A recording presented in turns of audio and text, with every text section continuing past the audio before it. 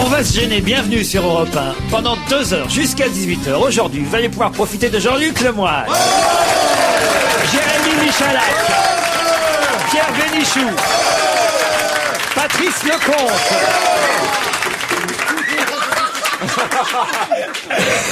Et c'est tout. Bonaldi, vous n'allez pas croire qu'en plus je vais citer votre nom. Vous qui avez tenté de torpiller cette émission. Il a voulu saboter le lancement. J'ai vu le public avant le début de l'émission. Le terroriste des médias que vous êtes.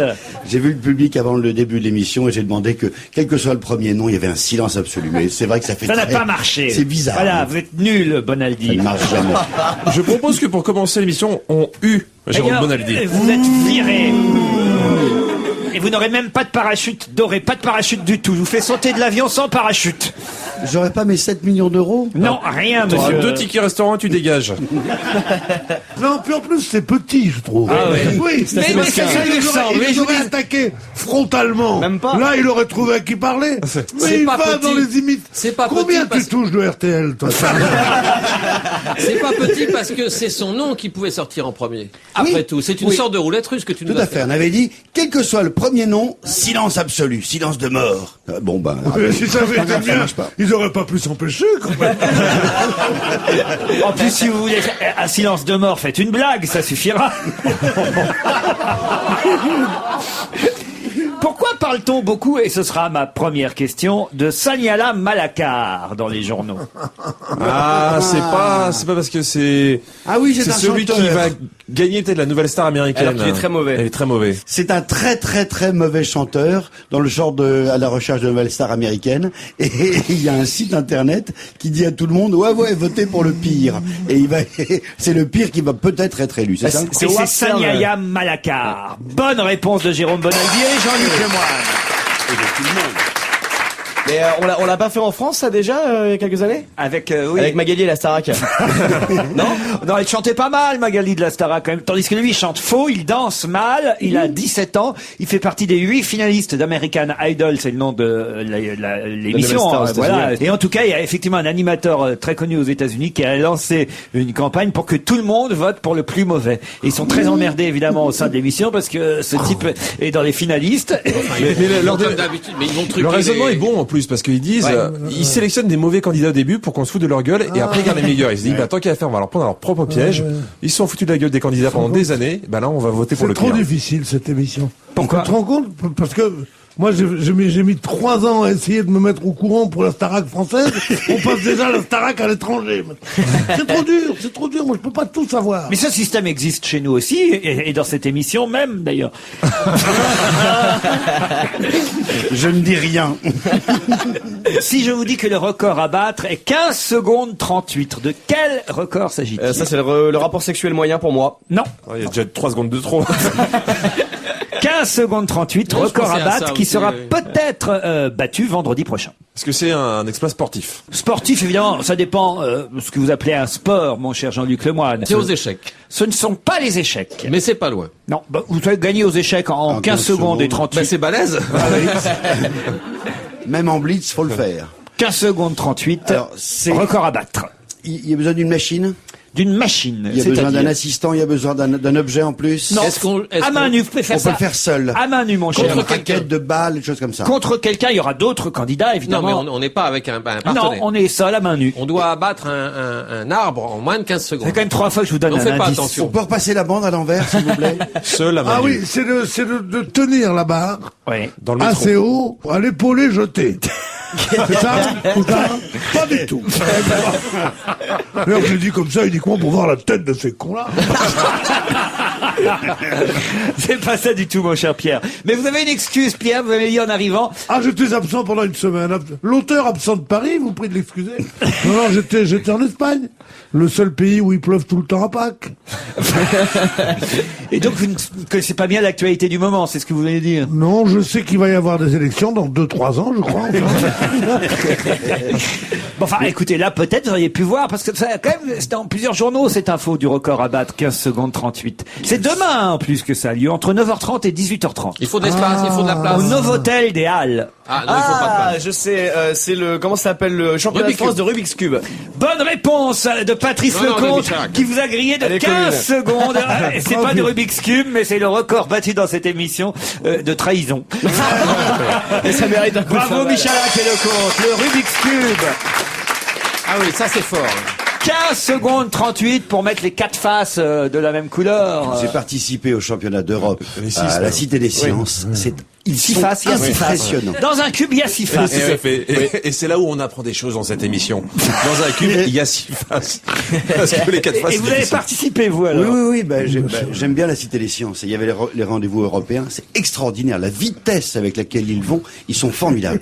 Il y a même un type qui, on lui donne le Rubik's Cube tout mélangé. Il le regarde. 1, 2, 3, pof. Il le pose au sol. On lui bande les yeux. Oh non.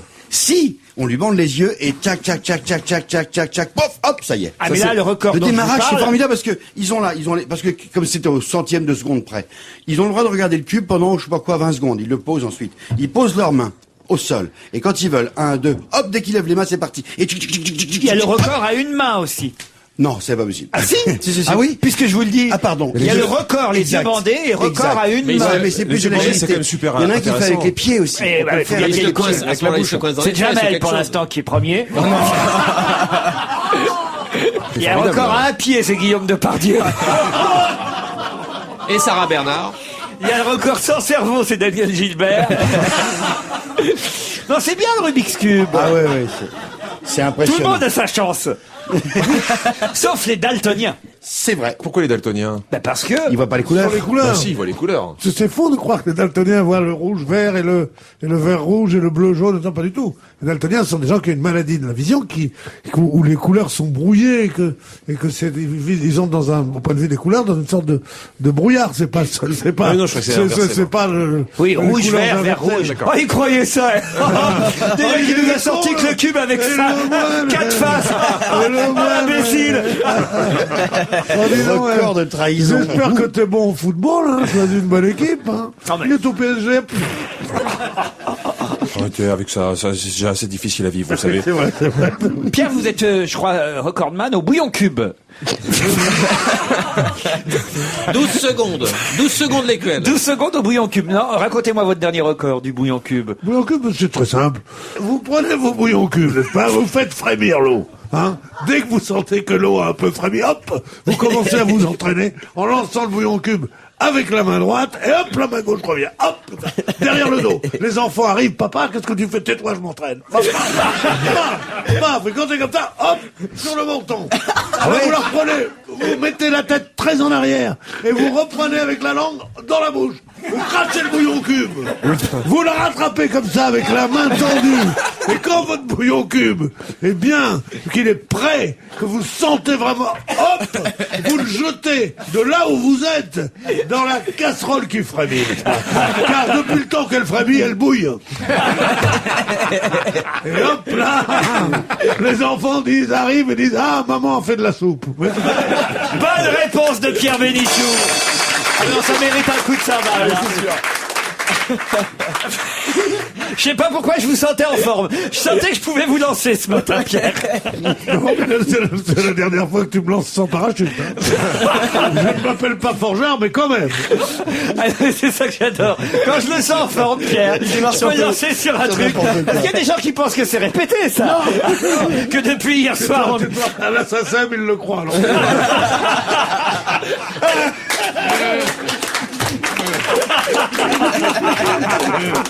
Ah oui, le pire, c'est J'arrive qu'après... avec mes sketchs, je dis. Alors, oh, celui que vous aviez fait, bon, vous pouvez me l'envoyer du Hollande.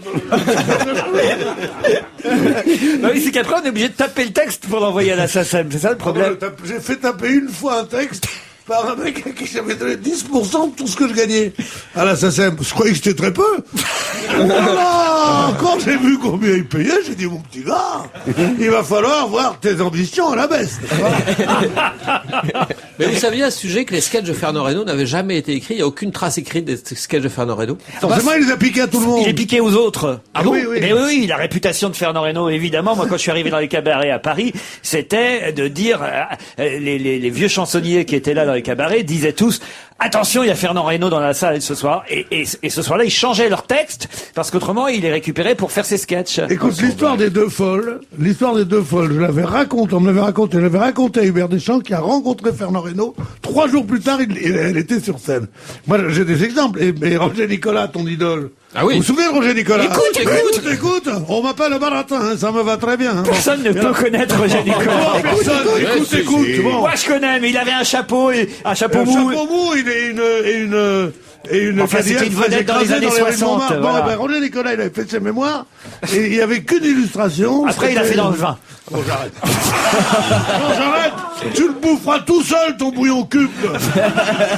Et alors, donc, effectivement. Il y avait un dessin, et on voyait un dessin très mauvais d'ailleurs, où on voyait un type avec habillé en chasseur médiéval, comme ça, avec un truc, et il avait mis en légende Fernand Reynaud dans son meilleur costume, celui de piqueur. Écoute, je ne suis pas un chanteur. Écoute, je suis un baratineur. Écoute, moi je veux bien essayer. Mais plutôt que de chanter, je préfère te raconter des histoires. Écoute, il y a 2 gars qui sont sur une moto. Alors comme ils sont sur une moto, il y en a un devant et un derrière. Remarque, il pourrait y en avoir un derrière et un... Oui, bah, c'est pareil, c'est complètement idiot ce que je dis. Alors celui qui est devant, il entend son copain derrière qui fait... Oh. Il dit, qu'est-ce que t'as des ratés, toi? Il fait, oh, j'ai froid, mon pote, j'ai froid. Et il y a le premier qui fait, il y a une combine formidable. J'arrête la moto, tu descends et t'enlèves ta veste. Et puis tu remets ta veste à l'envers en relevant le col et tu la boutonnes dans le dos. Comme ça, l'air y passe plus. L'autre, il est banco. Il avait fait la guerre d'Espagne avant. Alors il descend, il enlève sa veste et il la met à l'envers. Et les voilà partis, l'un suivant l'autre. Because, qui sont les deux sur la même moto, ils peuvent pas faire autrement. Alors au bout de 10 km, il y a le premier qui se retourne et fait, ça va? Pas de réponse. Il fait, ça va? Toujours pas de réponse. Alors il passe la main derrière lui, il touche, il sent rien du tout. Il se retourne, il a perdu son copain en route. Alors il retourne sa moto, il repart en sens inverse, il fait 3 km. Et tout à coup, il voit un groupe de paysans arrêtés. Il stoppe, et dans le milieu, il voit son copain qui est assis par terre. Il y a 2 gars qui lui tiennent la tête, et il y a un des 2 qui fait à l'autre, tu y es, gars? À 3, on lui remet la tête à l'endroit. Ah non, elles étaient bien les blagues de l'époque. Oui. Ça, il y a des leçons à prendre. Elles étaient nulles en effet. Non, tu t'as pas le droit de dire ça. J'ai senti des intonations de Robert Lamoureux, dont il est le papa. Ouais. Enfin, le papa. Le père spirituel, si on peut dire. C'est le mot. Il vous en coûtera 1 000 €, c'est la question suivante. 1 000 € si vous voulez l'interviewer. De qui s'agit-il? Ah, je sais. Allez-y. Le type qui a passé plusieurs semaines dans la Guyane. Et le pauvre, il dit, oh ben oui, j'ai perdu mon boulot pendant 1 mois, il faut que je gagne un peu ma vie, et puis j'ai mon billet d'avion à payer, il fait payer ses interviews 1 000 € de l'heure. 1 000 € de l'heure. Ouais. 1 heure d'interview, c'est 1 000 € si on veut effectivement interroger Loïc Pillois. Et toute heure commencée est due. Il m'interroge 1h05, 2 000 €. Il aurait dû se faire capturer en Si Iran. vous voulez il aurait été interviewer levé, un des 2 cons qui se sont perdus dans la Guyane, ça vous coûtera 1 000 € de l'heure, c'est quand même formidable. Mais alors, la Si question... ça avait été intelligent, ça aurait été plus cher. Hein. Oui, mais la question, c'est de savoir est-ce qu'il y a des gens qui sont prêts à payer 1 000 € pour interroger des mecs perdus dans la Guyane? Sûrement. Libé, non, manifestement, parce que c'est eux qui font l'article ce matin. La survie en Guyane, un filon en or, titre Libération ce matin. Mais il paraît que le type, effectivement, celui qui n'est pas à l'hôpital, parce qu'il y en a un qui est en mauvaise santé quand même. 25 kilos il pesait, lui. Ouais, il avait perdu beaucoup. Je sais pas, ça sent l'arnaque cette affaire, moi je trouve, depuis le départ. Non, Ouais. Bien sûr, en fait, ils étaient dans un relais château en banlieue parisienne. Ils sont jamais partis en Dans Guyane. les châteaux, petite. tu sors pas en pesant 25 kilos. Hein. Non, mais Normalement. ce qui est dégueulasse, c'est que quand même, ça a coûté, il faut le savoir, à l'État et aux contribuables. Donc, ça a coûté quand même 100 000 €. euros Ah bah tiens. de recherche. Enfin, on commence à prendre mes thèses. Non, mais à la limite, je trouve ça normal que l'État mette tout en offre pour retrouver 2 personnes perdues en Guyane. Mais en normal. revanche, qu'après les mêmes fassent payer 1 000 € de l'heure leur interview, ça, alors là, c'est gonflé. je Ah, trouve. mais c'est peut-être pour rembourser l'État. Exactement. Attendez, sérieusement, puisque quelqu'un l'avait déjà fait avant, c'était les 2 types randonneurs qui étaient perdus en montagne. On avait parlé énormément. Ils étaient revenus comme des héros malgré eux. Et ils avaient dit, oui, on va faire payer, je crois, à Paris Match, qui avait dit, oui, on va vous donner même plus que prévu, parce que l'intégralité de la somme va aller aux sauveteurs. C'est vrai que... C'est normal. peut-être Là, qu'ils font ça. les mecs, il suffit qu'ils fassent 100 interview et ils ont remboursé l'État. Mais c'est un Bien problème. sûr. Attends. Et ils vont les faire. Mais c'est normal que, parce que quand on pense vraiment ces salopards là qui prennent du pognon, qui ne rendent même pas à l'État, alors qu'un type comme Forgeard par exemple, il pèse pas vraiment plus de 25 kilos, lui, il est tout maigre et tout ça. Où il va les mettre ces 4 millions d'euros là? Mais que faire? 8 millions d'euros. Il a même pas ses costards assez grands pour les mettre dedans. Et lui, on l'emmerde lui. On vient l'embêter, alors que ces salauds qui entassent des milliers d'euros, tout ça parce qu'ils sont allés en Guyane, tu parles. Le bagne, oui. Voilà ce qu'il faut faire. Non mais attends, faut se mettre à leur place, c'est pas du tout évident. Imagine, t'es marin anglais. Mais non, il est pas marin anglais. Non, mais imagine, Non, mais j'imagine. C'est une Française et fière de l'être, ma copine. Eh, Pierre, touche-moi le pompon. T'es marin anglais, t'es fait prisonnier par les Iraniens pendant 15 jours, toute la terre entière parle de toi, tu reviens. Et il y a le Sun qui te propose plusieurs milliers de livres. Ah, qu'est-ce que tu fais? Tu dis oui ou tu dis non? Bah, je dis oui. Bon, Bah, tu plaisantes. ça t'es un salaud. Bah, je sais. Tu ne m'apprends rien. J'ai une question intéressante. Vous savez qu'il y a un bouquin qui sort, ça fait d'ailleurs la une de l'Express, un bouquin signé Giulia Salvatori, la fille d'Annie Girardot. Et de La Renato. Et de Renato Salvatori, qui pour nous, cinéaste, pardon. pour moi, cinéaste, c'est mon assistante. Et pour moi, directeur de l'Observateur. Était un acteur formidable qui jouait dans Rocco et ses frères. Oui, c'était pas ça la question, hein, Pierre. Ça fait rien, mais on peut broder. Alors, si vous voulez pas de brodeuse, il faut pas m'appeler. Moi, je suis que Giulia brodeuse. Salvatori, donc la fille de Renato Salvatori et Annie Girardot, publie un livre chez Michel Lafon, La mémoire de ma mère. Elle raconte entre autres la maladie d'Alzheimer de la grande actrice qu'est et restera toujours Annie Girardot. Mais il y a dans ce bouquin une anecdote incroyable. Elle raconte qu'à un moment donné, le comédien Bernard Fresson, qui a partagé sa vie un instant avec Annie Girardot, tambourinait à la porte d'Annie Girardot en hurlant de colère. Pour quelle raison? Qu'a-t-elle vu à ce moment-là? Un ovni. Non. Ça va faire jaser encore cette histoire, autant vous le dire. Alors, il faut savoir pourquoi Bernard Fresson tambourinait à la porte d'Annie Girardot. Oui. Elle a ouvert. Ouais. Et qu'est-ce qu'elle a vu? Ça va faire jaser. Donc, est-ce Il qu'il y a était une nu. histoire d'adultère? En fait, pourquoi lui était énervé, en fait? Et C'est la oui, question. et la fille raconte qu'elle était là et qu'elle a vu qui? Elle a vu quelqu'un avec Annie Girardot. Oui, Un homme politique. Un homme politique. quelqu'un en caleçon et chemise quittant en toute hâte l'appartement. Jacques Un homme Chirac. politique. François Mitterrand. François Mitterrand. c'est vrai. Bonne réponse Attends, de Jérôme Bonaldi. en ce moment, dans tous les bouquins, il y a... C'est marrant, ce Mitterrand. Oui, il arrête pas. Hein. Il s'en est tapé 832, il n'y en a pas une jolie. Vraiment, je te jure. Si Martine Carole, quand il était ministre de l'information et qu'il avait inauguré le festival de Cannes en 1947 ou 48, depuis, le roi de la Vilaine. Non mais je te jure. En tout cas, je ne sais pas, mais pour un mort depuis 15 jours, qu'est-ce qui baise?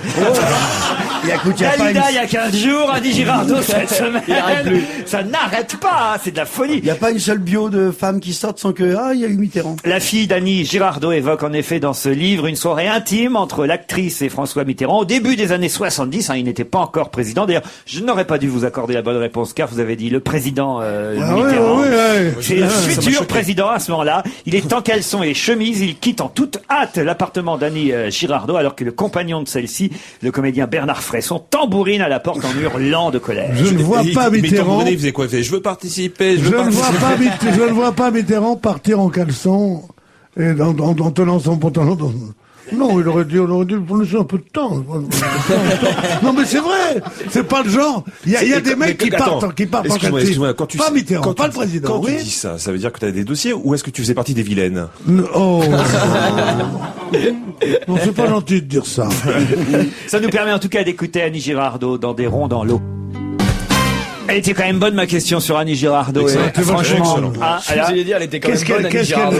Elle chante bien. Elle a qu'un filet de voix pour chanter. Oui. Mais elle chante bien quand même. Et je demandais à mon ami et mon maître. Patrice Lecomte. C'est mon maître, confrère. c'est mon ami. Oui, le cinéaste. Eh bien, je vais te dire un truc. Hein. Pourquoi est-ce qu'on dit une chanteuse, Annie Girardot, et une cantatrice, la Calas? Si tu dis, moi par exemple, un chanteur, un très bon chanteur, bon, et Caruso, eh ben on a le même titre. Alors pourquoi il y a chanteur et chanteuse et cantatrice? Et il est pas cantateur, c'est ça que tu veux dire? Il pourrait y avoir, pour dire plus que chanteur, me regarde pas avec cet air intelligent, Bonaldi. Tu comprends bien ce que je veux dire? On dit un chanteur lyrique dans ces cas-là. Oui, on dit un chanteur lyrique aussi. C'est vrai qu'on pourrait dire un cantateur. Un chanteur plusieurs fois primé, non, mais c'est pas ça que je veux dire, il y a pas de mots, pour dire votre attitude, voilà, il y a pas de mots. Monsieur Forgeat, il y a pas de mots. Mais il y aurait pas un petit billet de 10 qui traîne?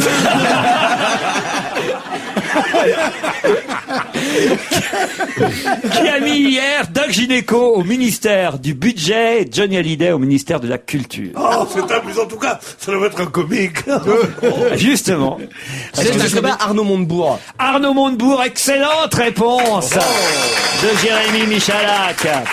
Lors d'un meeting à Metz hier, c'est Arnaud Montebourg qui chauffait la salle avant que Ségolène Royal prenne la parole. Il est le chauffeur de salle. Elle devait être brûlante, la salle, avec les plaisanteries. Et il accusait Nicolas Sarkozy de préparer un gouvernement constitué de repris de justice, a-t-il dit. Juppé, Carignon, Balkany, Doc Gineco au ministère du budget et Johnny Hallyday à la culture. Succès garanti dans la salle. C'est une bonne réponse de Jérémy Michalak. Ça dit Ségolène avait fait un gouvernement avec des repris de justesse, alors c'est pas Peut-être vous connaissez Cédric Soulette. Peut-être que pas. Peut-être qu'on a oublié. Peut-être qu'on est Alzheimer, nous aussi. C'est un ancien pilier du 15 de France. Ah, je vous donne déjà une première réponse. Mais, évidemment, il n'est plus rugbyman aujourd'hui. Il s'est recyclé, il s'est reconverti. Mais que fait-il d'étonnant qui lui vaut une photo aujourd'hui dans la presse, et particulièrement dans le Parisien? Est-ce que c'est une photo un peu ridicule?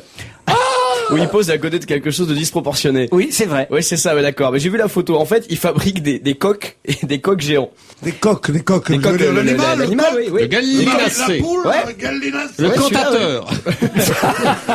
Il s'est Le reconverti cantateur du là-dedans. matin. Il fabrique, il est sculpteur, en fait. Il fait des coqs de 2,50 m. Voilà, c'est ça. Voilà, perchés sur un piédestal, culminant à 2,50 m du sol, des coqs fiers et solides en fibre de verre, un peu comme il y a eu les vaches. Vous voyez ce que je veux dire? Oui. Eh ben, va y avoir les coqs. Ils préparent ça pour la future Coupe du Monde. Il paraît qu'il y a déjà des tas de pays qui sont acheteurs de leurs coqs, grandeur nature, enfin plus que... Non. Grandeur nature. Vous êtes bien naïf, Laurent. Il faut qu'on vous emmène à la ferme, hein, quand même. Parce que les coqs de 2,50 m, j'en ai de moins en moins. J'en ai vu un perché sur un cube à 4 faces. Il y a longtemps que t'as pas été dans le Loir-et-Cher, toi, hein, parce que les coqs de 2,50 m. En tout cas, c'est une bonne réponse encore du petit Michalak. Alors, il est doué. Ah bah oui, mais ça... Qu'est-ce qui est rouge et qui risque bientôt de devenir bleu? Un Rubik's Cube. Non. Ça a à voir avec la circulation routière. Ah, je sais. C'est une rumeur. C'est une très très vague rumeur. C'est le petit cartouche triangulaire losange de Libération, du journal Libé. Le journal Libé, tu sais, marqué Libération, il y a un losange encarté. Il est rouge.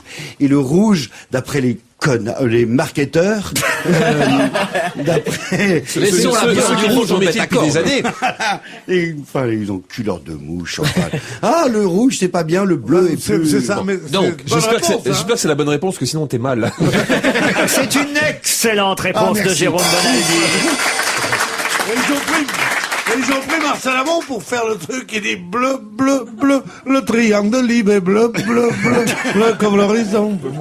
Libération réfléchit effectivement à l'idée d'abandonner le noir et le rouge de son logo pour le bleu, couleur jugée moins dramatique et plus conforme aux standards des journaux européens, paraît-il. Depuis mercredi, on sait que Monsieur Björn Höhn risque 12 ans de prison. Qu'a-t-il fait pour risquer ces 12 ans de prison? Et les Suédois, déjà. Peut-être danois. Moi, Ou le pas danois, finlandais, ou non, danois. Pas suédois, pas suédois. Chilien. Non, non, non. C'est pareil. Non. Mais il est du Nord. Il est d'Europe Oui. du Nord. Oui. Il est scandinave, quand même, peut-être. Oui, oui. Danois. Oui. Il est Non, danois. non, non, non. Enfin, Norvégien. Norvégien, voilà. Il est vivant. Ah, non, Tous les mêmes, hein. Non, alors, qu'est-ce qu'il a fait Il de va mal? être condamné par la justice danoise. Ah oui, ben, Enfin, il risque d'être norvégienne, puisqu'il est norvégien. Norvégienne, pardon, norvégienne. Tant qu'à faire. Il risque d'être condamné. Et il est actuellement en liberté. Il est actuellement emprisonné. Emprisonné. Est-ce que c'est pour quelque chose qu'il a fait dans son pays? Son procès a eu lieu mercredi. Est-ce qu'il a été condamné pour quelque chose pour laquelle il ne serait pas condamné en France? Oh, il aurait été condamné en France, Bien sûr, pareil. bien Il aurait trucidé un petit peu la petite sirène. Pas la petite sirène. Mais elle est pas en grande Norvège, sirène. surtout. La- La sirène de Copenhague? La petite sirène, c'est à au Copenhague. Dan- au Dan- c'est au Danemark, Non, ça, mais alors. non. Alors, il a C'est cassé un truc. un dracard. Non. Mais non, c'est Traca. beaucoup plus lent que ça. Ça fait longtemps que t'as c'est- pas été en Norvège non plus. Hein. Il y en a Les plus dracas, beaucoup, il y en a là. de moins en moins. Non, mais alors, attends, mais C'est un Jean-Luc- danseur professionnel, ce type. C'est un danseur. Enfin, qui était très bon au slow. Mais justement, c'est à Oslo que ça s'est passé. Hein. Ah, vous parlez de la ville, voilà. Ouais. Moi je parlais de la danse. Ouais. Oslo, je vois pas. Et c'était dans l'eau, dans un port. Non. Non, sur terre. Est-ce qu'il a dégradé un monument? On en a énormément parlé. Alors là, si vous aviez un peu de ouais. mémoire. Goddamned, c'est celui qui a volé le cri de Munch. Excellente réponse de Jérôme Bonaldi. Le vol du cri, le célèbre tableau d'Edvard Munch dérobé en plein jour à Oslo en 2004, mystérieusement retrouvé l'an dernier au terme d'un procès qui a eu lieu mercredi. Celui qui est supposé être le cerveau du vol, Björn Höhn, eh bien risque 12 ans de prison et aussi 2,8 millions de couronnes, soit 346 000 euros de dommages et intérêts à verser à l'État. Vous vous rendez compte On un l'a peu? retrouvé Vous quand vous même. rendez pas compte de la poésie qu'il y a dans cette phrase? Il a volé le cri. C'est formidable, il a volé le cri, puisque justement, il y a un poème où on dit, pas Ouais. plus qu'on ne peut prendre à des lèvres leur cri. Tu comprends, petit gars? Tu comprends, beau chéri? c'est beau comme- Déboutonne un peu déboutonne un peu ta chemise, parce que tu es tellement plus beau quand tu es libre comme ça. Quelle torse, tu vois. Non, mais je te jure, je me souviens avec Jeannot Marais, je lui disais, déboutonne un peu. Et il déboutonnait juste un peu. Mais non, ne reboutonne pas, idiot! C'est une insulte à la Grèce, à la Il beauté. est terrorisé. À la Grèce antique. Oh. Einstein, vous vous Ah souvenez? bah Einstein, Albert. j'ai Chanteur, mangé bien sûr. avec hier. Ah, comment il va alors? Oh, ça va, tout est relatif, hein, il va fort mal. Qu'est-ce qu'il fait là, Einstein, en ce Oh, bah, moment? tu sais, il fait des équations, des trucs. Il a arrêté la natation, il fait de l'égo. Non. Bah alors, Einstein est mort, comme vous le savez. Je suis désolé de vous Bien l'apprendre.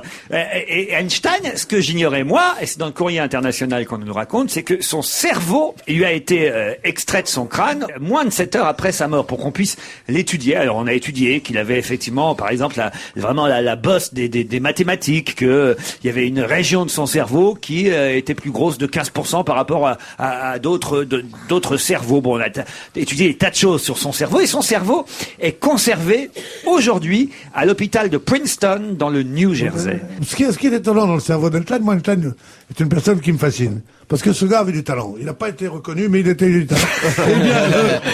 Et j'aime bien. J'adore le type. J'aime pas tout ce qu'il a fait, mais j'adore le type. Bon. Eh bien, le type, on s'est aperçu justement que son cerveau était pas très différent. Qu'il n'y avait rien de On l'a particulier. comparé avec celui de Daniel Gilbert et on pouvait les confondre. Mais oui, bien sûr.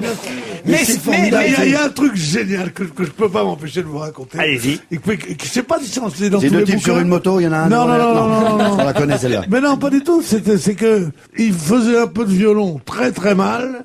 Il écrivait des petits gribouillis de mathématiques. Et il était nul en quoi? Dans tout ce qui était travaux ménagers, surtout en électricité. Et alors sa femme lui disait, mais enfin tu peux quand même. Le type qui a inventé la bombe atomique, enfin qui a inventé tout le chose, il dit tu pourrais quand même. J'ai essayé de changer le fil de l'ampoule. Il essayait, il n'y arrivait pas, et ils appelaient un électricien qui arrivait, qui disait regardez monsieur Einstein, c'est facile. Et il était là, tout Einstein qu'il était, à regarder avec des yeux écarquillés l'électricien qui réparait le fil. Et il disait oh là là là là. Qu'est-ce que c'est dur! Qu'est-ce que c'est dur! Je trouve ça formidable comme image, non? Ah oui, oui. Ce qui veut dire qu'un... Si. Ça, vous voyez, Fernand Reynaud, vous l'aurez pas prise, celle-là. Non, mais je m'en fous, moi. Ouais, je peux faire le sketch du bouillon cube aussi. Moi, je viens ici, comme tu sais, des fois, tu vas voir une cousine, et tu te dis, elle va encore me dire que j'ai mauvaise mine, je m'en fous. Parce que, il était là, et je sentais, dès que j'ai commencé, il était en train de prendre l'air navré qu'on a pour faire prendre un bide à quelqu'un. Je détournais haï mon regard, et je faisais, quand je l'ai reposé sur lui... Tout le monde peut j'ai pas avoir souri. l'air d'Einstein en regardant un électricien. Qu'est-ce que vous voulez, mon cher Pierre? Bon, vous vous demandez peut-être quelle est la question dans tout ce que je viens de vous dire sur Einstein. Parce que je ne vous ai pas encore posé de question, je vous signale. Voilà pourquoi vous n'essayez pas de me donner de réponse en C'est même aussi temps. pour ça, oui. Ma question, c'est qu'est-ce qui est donc alors exposé dans le coffre-fort d'une banque de New York? Bah, le cerveau d'Einstein. Mais non, puisque Non, je viens de une vous autre dire partie que du lui, corps. C'est à Princeton. Princeton. dans le New Jersey, Son portefeuille. Non. Son compte en banque. dans une banque de New York, Une oreille. dans un coffre-fort. même. Est-ce que c'est une partie de son corps? Oui, Son foie. non, Des ongles. non, Des cheveux. non, La main qui a écrit égale MC. non, Sa langue quand Non. il attire sur la photo. non. Un Ses œil. cheveux. Alors, plus qu'un œil. Des yeux. Ses yeux. Ses yeux, les yeux d'Einstein sont dans un coffre-fort pourquoi d'une banque à New York. Bonne réponse de Mais Jean-Luc pourquoi Lemoyne. Parce que c'est quand même important, c'est les yeux qui ont vu l'électricien qui changeait. Ah ben, vous voyez qu'elle était utile quand même cette histoire. Non, là, ce qui me fait marrer, c'est que j'imagine un braquage, je sais pas quelle banque c'est à New York, un braquage dans cette banque. Mais qui Et tombe les types dessus. la nuit, un Spaggiari qui fait les égouts, qui passe par les égouts, qui fait les coffres pendant la nuit. Et à un moment donné, ils ouvrent ce coffre, ils savent pas ce qu'il y a dedans. L'œil était Mais dans là, le il y a coffre. deux yeux. Qui regarde. Putain, Et on il est pris! Et il lève les bras, tu vois. C'est les nouvelles caméras de surveillance. Le numéro 1 des ventes en ce moment s'appelle Milka avec son album. Mika. J'ai dit Milka. Mika, c'est la vache violette. Ça, vous avez Ça, c'est Non, on mais confond. 1004 t'es vache, là, quand même. On confond avec. Mais en plus, je le connais bien, je l'ai reçu, on l'a sympathique. Qu'est-ce qu'il est sympathique. Alors, Je voilà. me demande même si j'avais pas un ticket, pour tout vous Non, dire. je sais pas si tu avais un ticket, mais moi j'avais. Oui. Non, lui avait un ticket avec moi. Ah oui? C'est une des premières personnes depuis Fernand Reynaud. Non, c'est une des premières personnes avec qui je me suis senti un peu gêné. Un peu femme. Non, mais je me suis senti Un peu. je me suis senti membre d'un couple. Avec Non mais très sympathique, en tête des ventes d'albums avec son tout premier album. C'est un artiste qui débarque. Un Life in Cartoon Motion, c'est le titre de l'album. Et on va écouter Grace Kelly, Mika. On va se gêner jusqu'à 18h. Toujours Jean-Luc Lemoyne, Patrice Lecomte, Jérémy Michalak, Jérôme Bonaldi. Je suis inquiet, Jean-Luc. Vous êtes fait taper dessus.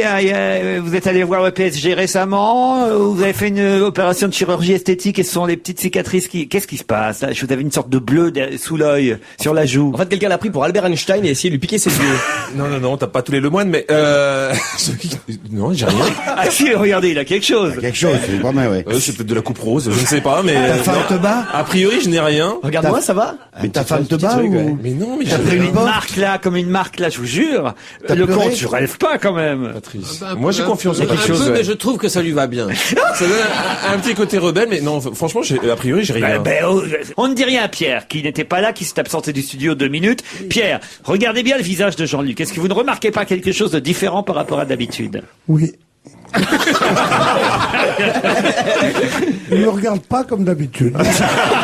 Toi, tu as quelqu'un. Mais quelqu'un qui le bat, regardez, il a une marque, il a comme un bleu là sur la joue. Qui t'a fait Bien ça? sûr. C'est ça qui était rouge et qui Le va public, devenir vous bleu. voyez vous aussi. Ah, regardez, tout le public qui hoche la tête, enfin. Même le public qui me tourne le dos. C'est parce que t'en as Bon, également alors, là. montrez-vous au public qui vous tourne le dos. Non, mais c'est rien. Il y a un monsieur qui fait oh. Il y a une dame qui s'est évanouie, ah bah là. J'ai l'impression d'être à Guignol, tu sais. Oh. Elephant Man. Oui, bon, ça suffit. Si on attaque le physique maintenant. D'un seul coup, j'ai l'impression d'être directeur de foire. Je suis là dans un coup. Non, mais c'est vrai que je suis un peu directeur de foire dans le fond ici. Je suis là, je fais mon numéro. Je fais, mesdames et messieurs, dans ce stand, de façon Avec sa incroyable. tête difforme et ses bleus. Regardez, Jean-Luc Lemoyne est dans un instant. Notre grand équilibriste va vous faire son numéro du lancer Du bouillon cube. Du bouillon cube. Et à côté de lui, Et à 18h, nous vous permettrons de voir dans l'ascenseur, coincé avec ses collaborateurs, depuis 8h30 du matin, monsieur Nicolas Sarkozy.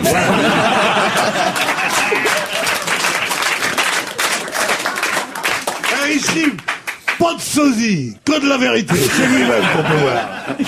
Les éditions scolaires Bordas, vous connaissez, vous avez tous eu forcément si vous êtes allé à l'école des si vous livres êtes allé à l'école. édités par Bordas. Eh bien, dès l'an prochain, les nouveaux manuels édités par Bordas vont avoir une particularité fort intéressante, laquelle? Sans braille. Non, Ils vont faire ça sur du papier recyclé pour, je cite la connerie, sauver 15 000 arbres. 11 000, monsieur. Comme si on avait besoin de 11 000. sauver des arbres. Bah, si. Bien sûr. Mais vous, j'en ai à foutre de sauver les arbres, ça repousse. Bonne réponse et mauvaise réflexion de Jérôme Bonaldi. Bonne réponse et très mauvais esprit. Mais non, mais les arbres, c'est fait pour être coupés, pour les faire repousser. Mais c'est fait pour grimper dessus, pas pour les couper. Mais enfin, depuis le temps qu'il y a le On peut papier pas dire journal. ça. On peut pas dire ça. Les arbres, ils ont aussi leur conscience, ils ont le droit de choisir. C'est pas fait pour grimper dessus seulement. Non, parce qu'on est tous fils des arbres. Hein. Quand je dis, Comment se fait- on va sauver des grains de blé. Enfin, Mais c'est comment- stupide. Comment se fait-il, Jérôme, qu'aujourd'hui, Oui. on arrive à faire des tas de produits de synthèse et tout ça, et que pour le papier, on ait encore besoin des arbres? Mais parce que c'est une énergie renouvelable. C'est formidable. C'est fait pour ça. Au contraire, plus on en fait avec des arbres neufs, moins on utilisera de pétrole. Enfin, depuis le temps qu'on fait des livres, depuis le temps qu'on fait des papiers journal, depuis le temps qu'on fait du papier hygiénique, t'imagines Vous bien seriez que... pas payé par Claude Allègre, vous? Mais non, mais... Oui, un peu. Mais je trouve qu'il a quelquefois raison. Mais je... parle le langage du bon sens. Exactement. Je le recevrai samedi soir dans On n'est pas Ah, couché. c'est un type formidable. Non, mais Son il est bouquin est formidable. génial. Il dit la vérité. Il dit que l'écologie est le problème numéro 1 du monde, mais c'est pas avec ces recettes de bonnes femmes en disant quand tu te laves les dents, pisse pas en même temps parce que ça fait trop d'eau qui s'en va. C'est pas ça qui va si, sauver moi, la je planète. confirme. C'est de donner des règles aux grandes industries, aux grands mouvements de la terre, pas à chacun. C'est pas en mangeant qu'un œuf que tu vas sauver les poules. Mais ceci étant, moi j'ai eu un message de ta femme. Ça, c'est pas mal comme phrase. C'est pas mal. Ça, Ça, Fernando, c'est il pas aurait mal. piqué ça. Ils m'ont dit à Pigalle, mangez un œuf seulement. Pourquoi? Il dit, pour sauver les poules, il y en a plus en moins. Alors, les éditions scolaires Bordas vont imprimer en tout cas leur manuel sur papier recyclé. Écoutez, c'est toujours 11 000 arbres par an. Non, mais- Par an de sauver. Mais vous savez ce que c'est 11 que 000 le arbres par an, budget? alors pensez aux enfants. Mais est-ce qu'on parle de sauver la paille, de sauver la luzerne, de sauver En les... tout cas, sauver Bordas, c'est facile, je vais vous dire pourquoi. Ah. Parce qu'on parle toujours des éditeurs et des best-sellers. Vous savez ce que c'est qu'un best-seller? C'est à peu près 30 à 40 000 exemplaires. Quand on entend 400 000, 800 000, il y en a un tous les 2 ans. Or, les éditions Bordas et autres vendent à chaque fois 3 millions d'exemplaires, 2 millions par an, parce que ça change sans arrêt. Ce sont des pactoles. Moi, j'ai voulu me mettre là-dedans avec mon beau-frère Marcel. On va faire des livres scolaires. C'est vrai Bon. qu'il y en a qui se font chier à écrire des livres de fiction alors que t'écris 1515 Marignan. Non, tu mets en d'autres plus. trucs en plus. Oui. Tu commences ceci, cela, 1515 Marignan, conclusion, c'est tout. Mais c'est vrai, et en plus, c'est la Et tu coïncidence avec le il t'en vend ministre. 1 million. Voilà. T'en vends 2 millions, Le ça seul dépend. problème, faut graisser la patte au ministre. Pardon Parce qu'il faut que le ministre change les programmes tous les Graisser ans. la pâte au ministre, dans quel pays croyez-vous que vous vivez? Non, mais sérieusement, on voit votre programme, hein? On le voit, votre programme. On voit votre parti. Comment il a pu faire son beurre, votre En parti. même temps, c'est pas bien pour les enfants parce que si les enfants ils reviennent de l'école à la fin de l'année, alors tu passes dans la classe supérieure. Non, je suis comme mon livre recyclé. Vous avez entendu ce matin Jean-Pierre Elkabbach interroger Nicolas Sarkozy à ce sujet. Y a-t-il un pacte secret pour sauver Jacques Chirac? C'est le Canard enchaîné qui hier racontait avec quelques détails pourtant l'échange qu'il y aurait eu entre le président de la République et le candidat UMP, non pas pour que les juges enterrent le dossier de Monsieur Chirac, mais tout simplement pour qu'il y ait une loi éventuellement qui soit votée, qui fasse que les dossiers judiciaires soient traités dans un délai strict de 5 ans, c'est ça à peu près? Et tout ce qui était avant, hop, on met à la poubelle. Et donc ce serait trop tard, en fait. Voilà. Oh zut. Surtout que là, ce qu'on reproche à Chirac, c'est d'avoir trop mangé à un moment quand il était maire de Paris il y a 20 ans. C'est passé dans les chiottes, tout ça. Mais non, mais sérieusement. C'est honteux de dire, bon. Alors après, il y a quelques emplois fictifs. Bon. Ça, c'est pas bien grave, puisqu'ils étaient fictifs. Oui. Hein? Ça, c'est fictif, et l'autre, c'est de la bouffe. C'est pour ça qu'on va emmerder un grand Français, 1m89. Non mais sérieusement. Autrement, il y a le sondage du jour en politique. Alors les deux favoris qui se détachent, Nicolas Sarkozy à 27, Ségolène Royal à 25. Ils sont quand même finalement dans ce dernier sondage assez serré. Bayrou qui chute, il est à 19, Le Pen à 15. Ce qui est intéressant, c'est les petits candidats parce que c'est bien de voir un peu leur évolution. C'est eux qui sont les derniers arrivés dans la course. Et puis on sait que là, maintenant qu'ils ont un temps de parole égal aux autres candidats, c'est là où ils peuvent faire évidemment Ouais, leur... mais les recycleurs, ça pour marche savoir pas qui va se toujours, hein. maintenir. Alors, Où ils en sont, les recycleurs? Chivardi est passé à 0,5. Waouh. Ah, le Chivardi augmente en ce moment. Il était à combien? Ah, il était à 0,5. Oui, c'est ça. Ouais, mais comme il y a une marge d'erreur de 3, c'est peut-être 0,5 en fait. Le plus dur, je trouve, c'est pour De Villiers. Il est à 1%. C'est-à-dire que même Frédéric Nious, le chasseur, est devant lui. Et même Dominique Voynet, qui met pourtant de la mauvaise volonté, est devant, est devant lui. C'est quand même fou. Beauvais vient de gagner 0,5. Il passe à 2, Beauvais. Ah, le Postier est à 3,5. Le Postier est à 3,5. C'est le dernier sondage CSA parisien iTélé. Là, vous avez raison. La vraie étonnement de ce sondage, c'est le petit score des écologistes. On n'a jamais autant parlé, ils n'ont jamais fait aussi peu. Et surtout, De Villiers. Il y a moins de cons en France qu'on ne croit. Sérieusement. Il a le discours le plus formaté pour les anciens combattants, pour les machins, pour les trucs. Ça marche pas d'habitude. Dans les surbooms, tu te souviens quand on était jeune, Bonaldi, en 12. Bon, il y avait toujours un connard qui était là, le frère d'une copine qui arrivait, qui faisait ses études à Paris et qui arrivait, qui disait oui, nous sommes en quelques nationaux, tout ça. Bon, on disait c'est un con et tout, mais il emballait, il avait des machins, en disant là, quel chic il avait une chevalière de son oncle. Tu te souviens pas ce mec-là? Sur le petit doigt. Sur le petit doigt. Il sortait un drapeau de temps en temps en disant voilà, les franges camarades, on va monter à Santa Cruz pour voir les vierges et tout. Bon. Il était à Owen. Tu te souviens de ce mec-là? Oui, ils sont partout, ces gens-là. Mais ils représentaient quand même un petit 7-8% de la population. Les cons, quoi. Ouais. Maintenant, il fait 1%. Il fait 1%. Pourtant, il est chouan, tout ça. Va comprendre. Le chouan ne plaît plus. De toute façon, vous n'avez pas le chouan, hein. C'est lui ou C'est bon, j'ai tout noté, je vais la porter à la SACEM, celui-là. Arlette est à 2%, Marie-Georges Buffet est à 2%, elle partie commune. Ce qui est assez rigolo quand même de la part de Marie-Georges Buffet, parce que elle s'attaque à... Il y a deux angles, moi, que je trouve rigolo chez Marie-Georges Buffet, quand on l'entend dans ses meetings, la candidate communiste, c'est que d'un côté, et là je vais défendre les deux principaux candidats, ceux qu'on appelle les principaux en tout cas, et Nicolas Sarkozy et Ségolène Royal, parce que elle s'attaque à Sarkozy en disant oui, Sarkozy et Bayrou c'est blanc bonnet blanc, alors que quand même entre Laguillet, Buffet, Besancenot et Beauvais, on peut dire qu'il y a aussi 4 candidats qui se ressemblent. Ils se ressemblent peut-être même plus, si ce n'est autant en tout cas, que Sarkozy et Bayrou, donc qu'elle se taise sur la ressemblance Bayrou-Sarkozy. Puis alors quand elle s'attaque, non là c'est encore plus fort, quand elle s'attaque à Ségolène Royal, elle dit oui, le score de Ségolène Royal, il est faible, pourquoi? Parce qu'elle n'arrive pas à mobiliser la gauche. Alors, quand on fait 2% dans les sondages, on ferme sa gueule, quoi, je veux dire, franchement. Attends, vraiment. Pierre. Oui, Miller, vous avez raison, mais ce que je trouve... Bah non, Miller, il aurait défendu, Miller, il ferait partie des 2%, alors. Non, parce que moi, je trouve... Là, je défends Sarko et Ségo, pardon, mais franchement, un peu de retenue dans les déclarations, quand même. Il aurait dit, pourquoi, Miller, il a été emporté, Miller. Comment ça? Je dis, Miller, il aurait dit ça de son vivant, il aurait dit un truc comme ça. Non, il aurait dit ça s'il avait été là aujourd'hui. Oui, s'il aurait été là. Bon, alors, attends, mais non, moi, je trouve que les 3 femmes, je ne parle pas de Ségolène, qui n'est plus une femme, qui est ailée, qui est non, peu importe. Une muse. Qui n'est pas dans la description que je vais faire. Donc c'est Marie-Georges. Dans la description, que maintenant, je vais vous faire une description. D'accord. Attends. Marie-Georges. Non, Marie-Georges. Madame Voynet et mon Arlette. Les 3, je les trouve infiniment sympathiques. Et physiquement, et dans ce qu'elles disent, et dans le... Personne ne peut penser qu'elles ne sont pas des femmes de conviction, des femmes de... Je les trouve formidables. Elles 3, elles font 5%. C'est pas mal. Peu importe. Et toi, arrête de te moquer de moi, parce que ton candidat de Villiers, il fait quoi?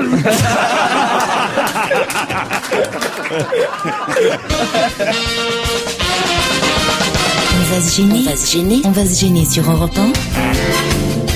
C'est avec Laurent Ruquier. Tout de suite, retrouvez On va se gêner avec les solutions pro de votre assureur GAN.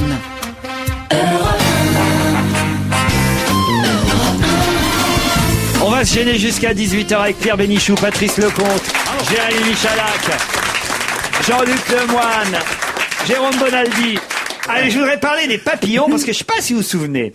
Il y a un an de ça, je vous ai parlé ici d'un truc incroyable. Je vous ai parlé de l'observatoire des papillons de jardin. Vous vous souvenez quand vous êtes moqué de moi il y a un an quand j'ai parlé des observatoires de jardin, monsieur. Non, mais j'ai que ça à foutre de me souvenir de ce genre de truc.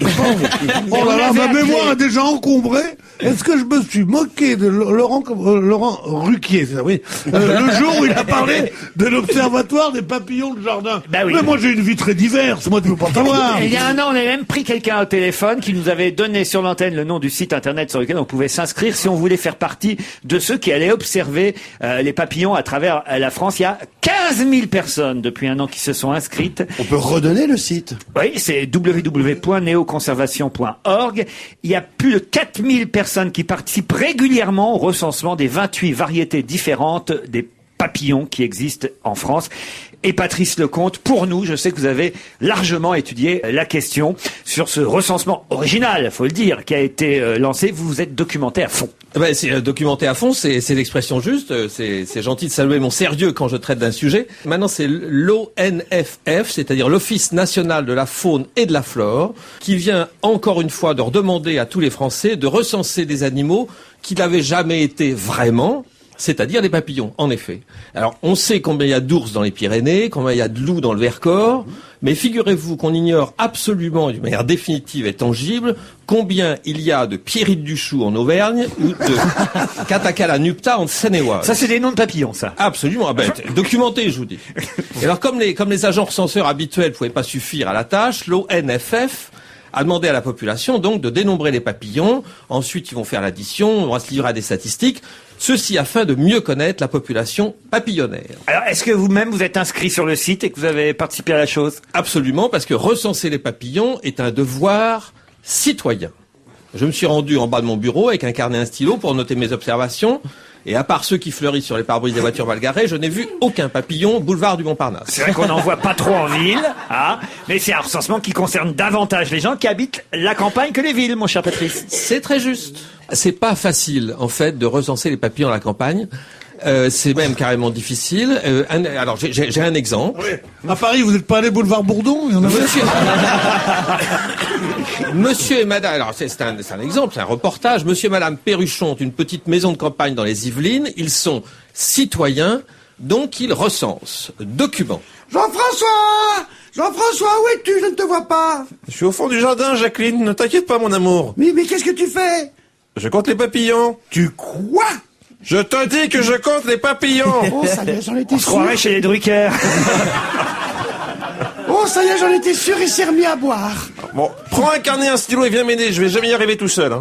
J'arrive, mon chéri. 3 minutes plus tard, madame Perruchon, un carnet à la main, est au fond du jardin avec son mari qui lui a expliqué de quoi il était question.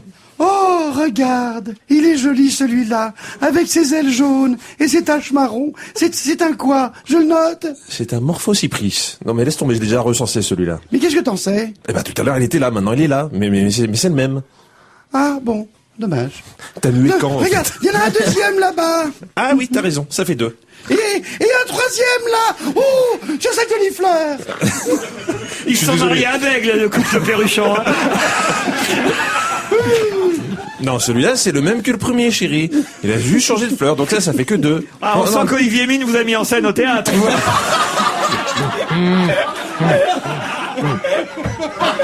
Ah non, Bonaldi, le comédien. Mais il est très bon. Il est très bon. Ce que tu ne sais pas, c'est que tu es en train de passer une audition. Continue. À toi, donc, faut faire très attention. Fais attention, sinon ça va fausser les statistiques. Mais il n'arrête pas de bouger. Excusez-moi, moi je peux pas avec lui. Papillon dans la cage aux folles. C'est pour ça que quand on voit un qui est pas noté, tu le notes et après, surtout, tu le quittes pas des yeux. Et quand j'en vois un autre? Pareil, tu le quittes pas. Tu quittes aucun papillon que tu notes, d'accord? Sinon, c'est pas la peine de m'aider. À la fin de la journée, monsieur et madame Perruchon avaient recensé 2 sphinx tête de mort, un Samia Cynthia et 4 pierrites du chou, et ils avaient récolté également une terrible migraine ophtalmique à force de ne pas quitter des yeux les papillons. Ce qui les a obligés à rester alités une semaine, mais au moins ils avaient fait leur devoir de citoyen. Tout ça pour vous dire que le recensement des papillons, en effet, cher Laurent, n'est pas une affaire de tourpeau. Mais est-ce que c'est utile? C'est ça la question, un tel recensement. Ah oui, c'est une bonne question. Parce que c'est justement un recensement qui ne sert à rien du tout. Parce que une fois qu'on saura combien il y a de machinus à longue queue dans le Poitou et de bidulus mordorés en Haute-Loire, on pourra tout balancer à la poubelle, vu qu'un papillon, ça ne vit qu'une journée, et que dès le lendemain, le recensement sera donc à refaire de A à Z. C'est très Que les papillons vivent qu'une journée. Oui. Alors, non seulement les papillons vivent qu'une journée, mais le plus terrible, c'est qu'ils ne sont pas au courant. Donc ils en profitent pas. Ils sont là, ils battent des ailes, ils font les beaux, ils vont de fleur en fleur, et puis le soir arrive, et paf, ils sont morts, sans avoir rien fait de leur journée, c'est-à-dire sans avoir rien fait de leur vie. Moi, si je savais que j'avais qu'une journée à vivre, je vous assure, j'en profiterais à fond. Je mangerais des glaces, je roulerais à 200 sur l'autoroute, je boirais des vins très chers, j'en profiterais, quoi. Le vrai problème de ce recensement des papillons, c'est donc que c'est un recensement de l'éphémère. Ça sert à quoi de recenser quelque chose qui ne dure pas? Autant recenser, je sais pas moi, les fusées d'un feu d'artifice, les vagues de la côte normande, ou, puisque on est en train de recenser les choses qui ne durent pas, les moments de sincérité chez les hommes politiques. Donc, si on veut conclure ce recensement des papillons, on peut en dire quoi? Eh ben, on peut dire que c'est complètement con. C'est votre mot de la fin? Ce sera le mot de la fin. Alors, là... Non, attendez, parce qu'il y a un truc qui m'intéresse là-dedans. C'est le casting de Bonaldi. Qu'est-ce que vous en pensez, Patrice? Je sais pas quoi en penser. Pour Tandem 2, je pense qu'il y a un truc à faire. Vous avez travaillé combien de temps pour faire cette petite fête de fin d'année, là? Eh ben oui. Sérieusement. Mais ça vit vraiment qu'une journée. J'ai appris Bien ça sûr, aujourd'hui. Ça dépend, pas tous. Ah bah il y en a qui vivent 2 jours, mais les papillons... c'est la fête. Donc quand on fait la chasse aux papillons, parce que moi on me disait, faut pas chasser les papillons parce que tu les tues, c'est idiot alors, parce que de toute façon ils vont mourir le soir même. Bien sûr. C'est jamais que Oui, l'euthanasie, la chasse aux papillons alors. Oui, mais est-ce qu'ils ont la même notion du temps? Est-ce qu'une journée pour eux, c'est pas très très long en fait? Non mais ce qu'il y a, c'est qu'ils sont pas au courant qu'ils vivent qu'une journée. T'imagines quand même, tu vois. Moi, je serais pas, parce que franchement, si je savais que je vivrais, si je saurais que je vivrais. Pierre. Si j'aurais su. Si je saurais que je vivrais qu'une journée, je sais pas, je me dépêcherais pour faire des tas de trucs, comme vous avez dit. Des tas de trucs. Eux, le pire, c'est qu'au début de leur vie, ce sont des larves. Eh ben, et vous, qu'est-ce que vous voulez faire Ils se traînent comme des larves. Mais comment voulez-vous, en tant que nourrisson, profiter des 24 heures qui vous sont allouées? Parce que si vous vivez qu'une journée, c'est en tant que nourrisson. C'est à la naissance. Donc c'est vrai. Et comment voulez-vous naître d'une mère qui serait capable d'enfanter en n'ayant vécu qu'une journée? C'est pas faux non plus. Ça veut dire qu'il n'y a jamais de fête de famille chez les papillons. C'est une petite minorité les papillons qui ne vivent qu'une seule journée, hein. Heureusement, évidemment. Hein. Mais attends, Les mais éphémères, ce qu'on dis appelle donc, les éphémères. t'en ceux sais qui vivent plus long- que le compte, toi? ceux sur qui les vivent papillons longtemps, ils vivent quoi? Rien du tout. L'espace d'une saison, l'espace d'un printemps. Mais même pas. Ils vivent ce que vivent les roses. Eh ben, on va voir au téléphone quelqu'un qui, lui, lutte contre les papillons, mais les papillons qu'on donne, justement, dans les villes, à ceux qui circulent dans les couloirs de bus. Ah oui. Monsieur Guillaume, je n'ai que votre prénom. Monsieur Guillaume, bonjour. Oui, bonjour. C'est bien votre prénom et non pas votre nom de famille, hein, on est bien d'accord. Oui, tout à fait, ouais. Je préfère rester anonyme, en fait. Pour l'instant, vous préférez rester Oui. anonyme. Ça commence mal. Est-ce que c'est vous qu'on voit en photo, en tout cas dans 20 minutes, le journal gratuit aujourd'hui, C'est probable. et accroupi sur un couloir de bus afin de bloquer la circulation parce que vous en avez marre des embouteillages dans Paris? Absolument, oui. En fait, c'est né d'un agacement, hein, tout simplement, et donc d'une boutade. On s'est dit, mais tiens, mais si tout le monde roulait dans les couloirs de bus, finalement, on pourrait pas mettre des PV à tout le monde. Alors bien sûr, moi, j'incite pas les gens à prendre des risques ou à se prendre des PV à tout bout de champ. C'est simplement, en fait, une manière de dire la circulation, ça doit être finalement de pouvoir choisir ce moyen de transport. Voilà. Votre collectif, puisqu'il s'agit d'un collectif, s'appelle Rouler dans les couloirs de bus. Oui, mais ça, bon, c'est pour l'aspect, on va dire, provocateur. D'ailleurs, ça a suscité des réactions et généralement assez violentes, hein. Notamment des réponses par mail qui m'ont fait parfois même assez rire parce que c'est comme si parce que vous alliez prendre votre voiture, vous alliez finalement compromettre l'air que respireront vos enfants. Alors que bon, finalement, c'est quand même pas les seuls responsables. Pour vous, c'est qui alors les responsables de la pollution dans Paris? Bien sûr, les voitures, ça pollue, c'est vrai, mais ça pollue plus qu'on s'est arrêté tout le temps, et que ça redémarre, ça redémarre. Pardon? Les voitures catholiques, elles sont pas mieux que les autres, hein. Toutes les religions ont le droit d'avoir leur voiture. Ce que vous voulez dire, vous, c'est qu'une voiture à l'arrêt pollue autant qu'une voiture à l'arrêt, moteur allumé, évidemment. Oui, c'est ça, une voiture à l'arrêt, un feu, un stop, elle est coincée dans un bouchon, bien sûr, elle pollue plus que si le trafic est fluide. Donc, pour vous, plus il y a d'embouteillage dans Paris, plus ça pollue. Oui, absolument, ouais. Est-ce que c'est une bonne idée de vouloir fluidifier la circulation en s'asseyant sur le couloir de bus? Voilà. Mais j'ai pris quand même des risques pour la photo. Ouais, j'imagine. Vous avez 27 ans, votre association est apolitique, hein? Oui, complètement. Bien sûr, non, il se trouve que voilà, c'est une mairie... Vous avez pas eu les 500 signatures. C'est étonnant. Combien vous êtes dans le collectif? On est 7. 7? Oh, oui, pour l'instant, c'est pas beaucoup. C'est une très grosse équipe. Ça a l'air juste pour bloquer Paris. Vous aurez Bonaldi, vous êtes 8 maintenant. Ah non, pas question. Ah bon, pourquoi? Ah non, je fais exactement le contraire. Il est occupé à couper des arbres. Non. Je suis au contraire pour que les couloirs de bus soient respectés et que les 607, les Velsatis, les voitures de l'administration, c'est-à-dire un actif sur 4, une voiture sur 4 à Paris, possession de l'administration centrale, ne pas le droit de prendre les couloirs de bus. Que les couloirs de bus soient réservés aux bus. Au contraire, je suis contre le monsieur. J'ai juste une question. Même pour les deux roues? Même pour oui, ça vaut pour les deux roues aussi, bien sûr. Moi, je suis pour la suppression du deux roues. Ah non, mais c'est honteux. Savez-vous qu'une moto pollue autant qu'un camion? Il n'y a pas plus polluant qu'une moto. Il n'y a pas plus dangereux qu'une moto. Nos enfants meurent en moto. Pas les miens. Non, mais je veux dire, c'est quelque chose d'horrible. Et autant qu'un vélo. Les vélos, quand tu pètes. Non, les vélos, ça fait... Non, écoute, c'est un vache à vélo. Monsieur, vous êtes parisien? Oui.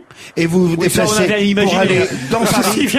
Les couloirs de bus à Il est tellement Beuvron et qui vient manifester contre les couloirs dans Paris. Il aurait pu être banlieusard. Oui, d'accord. Vous êtes parisien. Non, mais pas chez nous, et vous voulez vous déplacer dans Paris. Je suis ex-banlieusard, en fait, c'est pour ça. Oui, mais vous voulez vous déplacer dans Paris. Dans Paris, oui, tout à fait. Vous êtes l'homme qui a le plus au monde, quasiment, de transports en commun.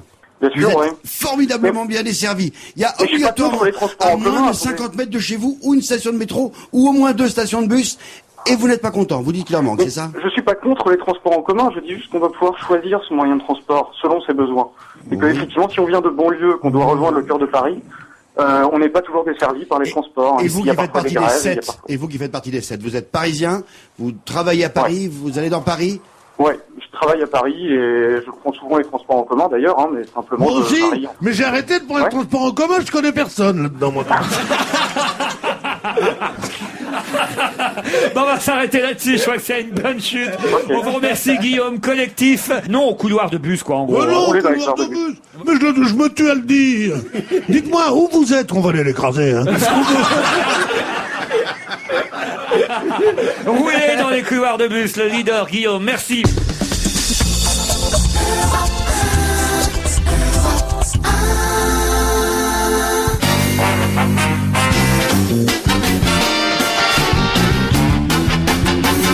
Bénichou, Bonaldi, Lecomte, Lemoine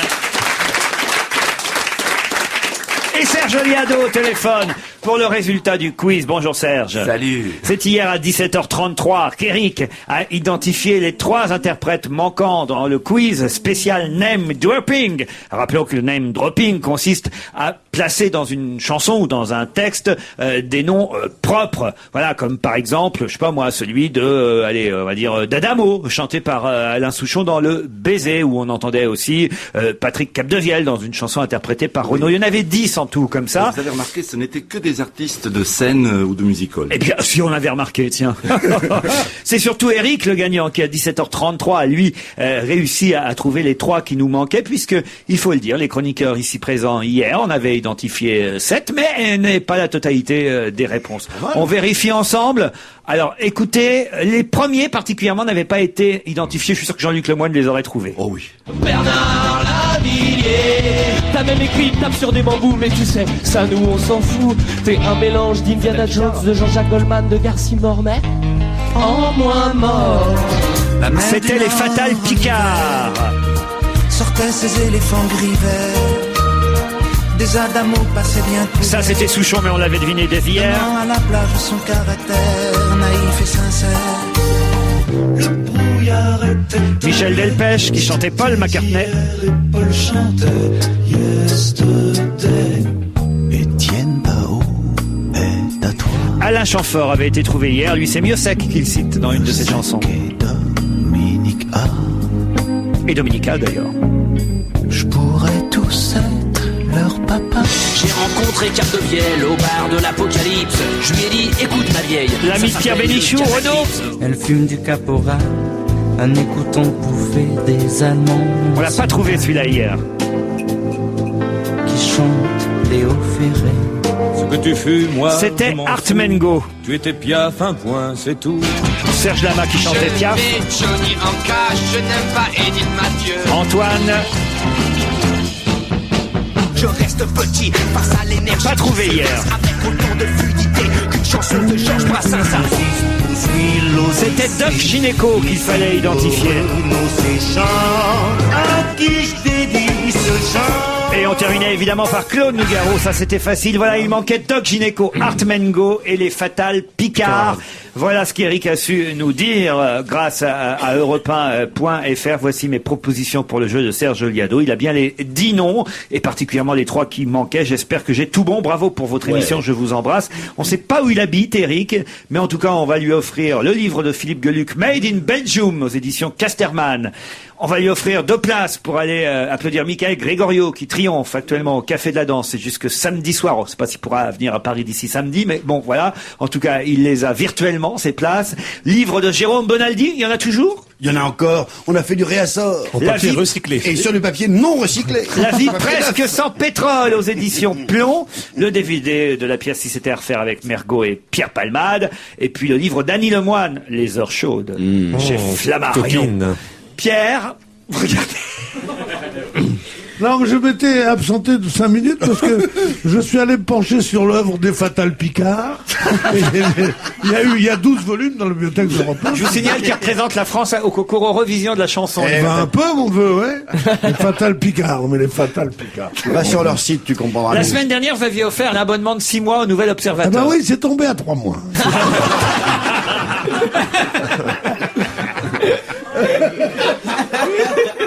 Mais non, je suis toujours. C'est 5 mois et demi. Les 15 derniers jours, on ne sait jamais. Mais enfin. Bon, là, on ne le met pas dans le filet garni. Hein, non, on le mettra une autre fois. Voilà. Moi, j'ai On quelque le chose mettra pour une autre fois. C'est pas un mec qui a trouvé les Fatales Picard qui va avoir quand même le journal le plus intelligent de Paris. J'ai quelque chose pour le filet garni, Laurent. Vous avez quelque chose, Serge? C'est Art Mengo. Art Mengo qui offre des places. Aussi. Il passe en région parisienne le 24 avril à Comble-la-Ville et le 4 mai à Nangis. Bah, si jamais notre auditeur Eric est dans le coin, eh bien, il pourra en profiter. Votre chanson flash du jour, mon cher Serge, concerne les randonneurs rescapés de la forêt guyanaise qui sont prêts, on l'a dit, à monnayer leur récit. 1000 euros, pardon. Pas 1000 francs euros. Oui. On dit pas 1000 francs euros. Ça arrive. On ne veut pas 1000 francs euros. Il a eu un truc, on s'est dit, ça, il va très très bien surmonter cette petite crise qu'il a eue. Et puis il est arrivé là, il était tout à fait normal. D'un coup, il dit 1000 francs euros. On a été obligé de le virer. Comment on a fait? Vous pouvez pas le couvrir. On a dit c'est rien, il marchait normalement. Ouais. D'un coup, il nous dit 1000 francs euros en nous regardant avec ses bons yeux pleins de larmes. Il sentait. Oh, c'était affreux.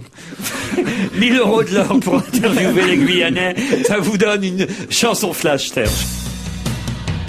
Perdu 52 jours en forêt de Guyane, 2 randonneurs ont provoqué tout un ramdam. Gendarmerie et hélico, ça a coûté 100 000 euros au Bahamo. À peine sortis de cet enfer végétal, la presse veut leur témoignage, c'est normal. Ils vont le monnayer à 1000 euros de l'heure, sans même penser à dédommager leur sauveteur, qu'ils aient mangé des petites blattes, des migales, des grenouilles, des tortues, ça m'est égal. S'ils aiment tellement le pognon, qu'ils aillent faire Koh-Lanta, au moins on rigolera. Bravo Serge.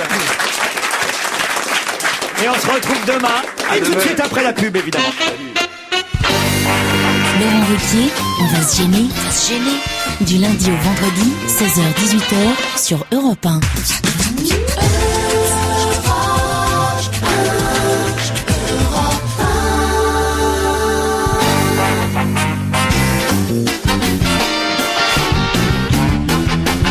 C'est l'heure de Jérôme Bonaldi. Pardon Jérôme, je vous avais oublié juste avant la pub. Et pourtant vous nous avez apporté tellement de belles choses. 3 choses, on commence pas.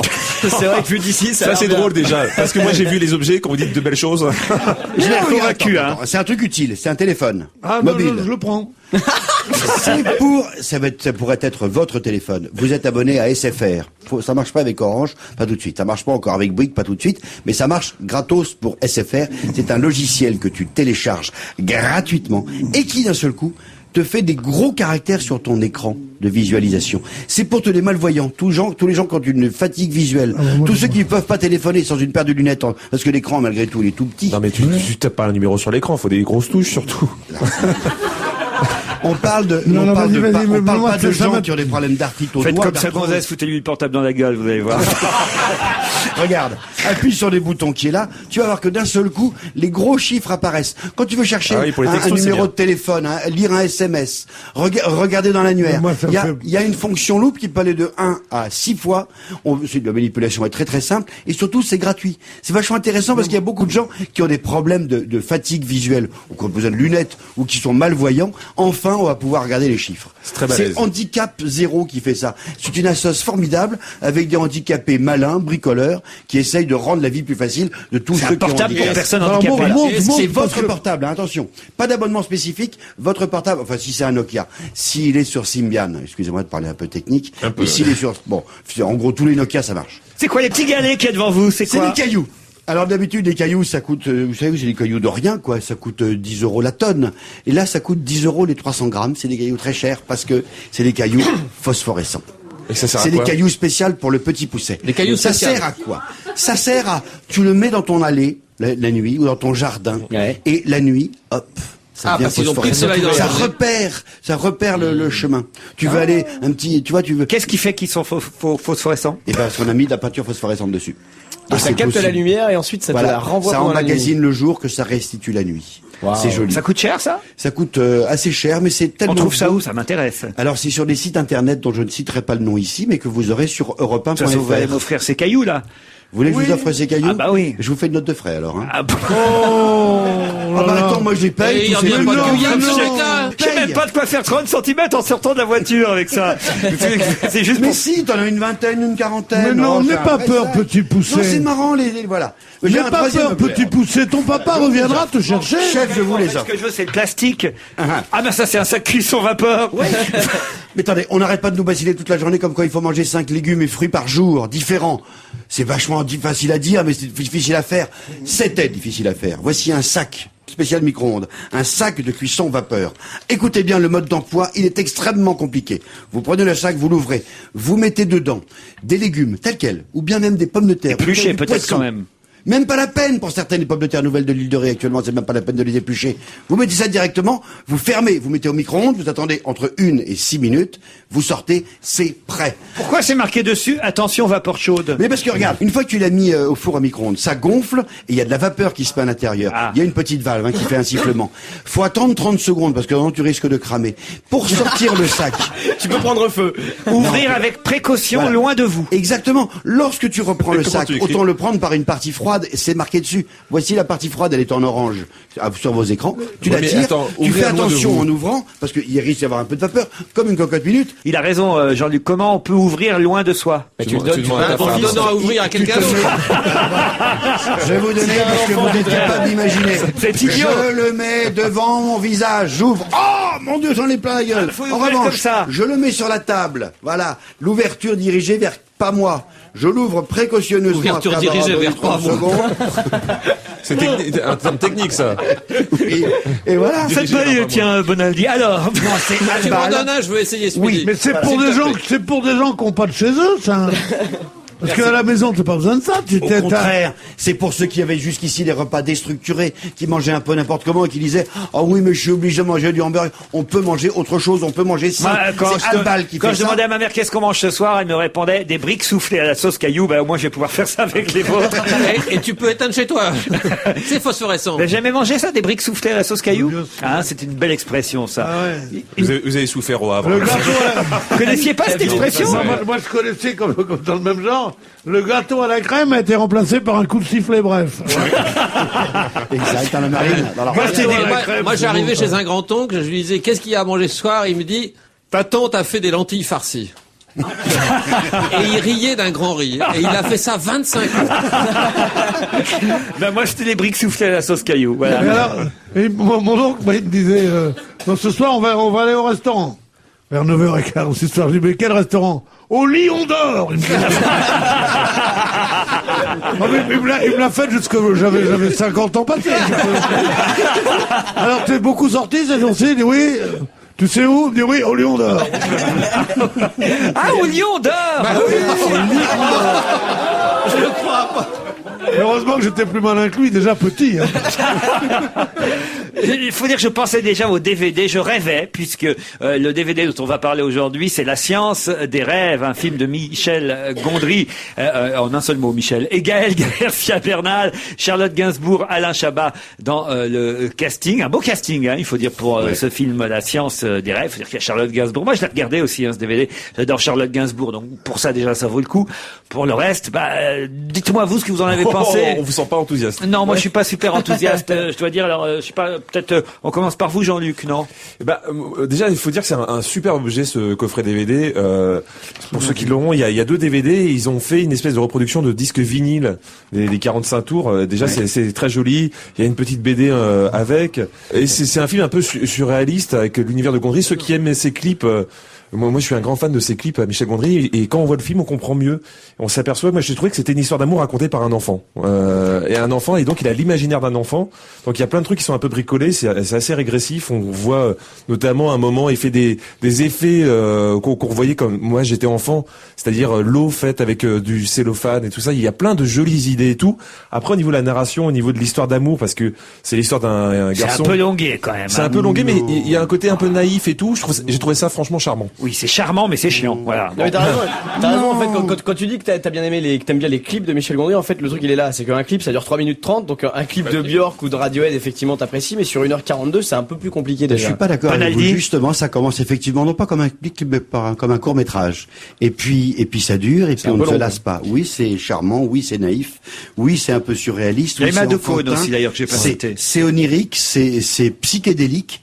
Je trouve ça, surtout ce film, gentil et agréable. Il n'y a pas d'effet, il n'y a pas de longueur. Il y a Miu Miu aussi. Et surtout, on la voit un petit peu, Miu Pierre Miu. Vanek. C'est la maman du héros dans le film. Alain Chabat est formidable. Alain Chabat est plutôt marrant. Ah, et Sacha Bourdeau, toujours rigolo.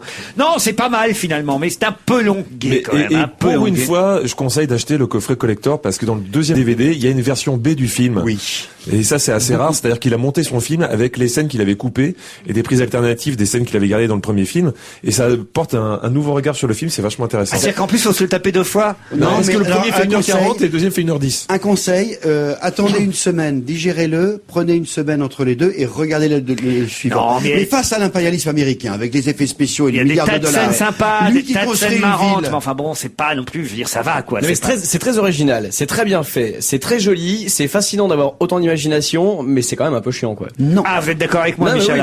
Je conseille plus d'aller voir Eternal Sunshine of a Spotless Mind. La créativité de Gondry est au service d'un scénario plus solide, ça c'est sûr. Bon, c'est un DVD qui vient de sortir, La Science des Rêves, vous pouvez en profiter. Le Comte, vous en pensez quoi? Je n'ai pas vu ce film ni au cinéma, ni en DVD, qui ne m'a pas été livré, donc je ne peux pas commenter quelque chose que je n'ai pas vu, contrairement à certains autour de cette table.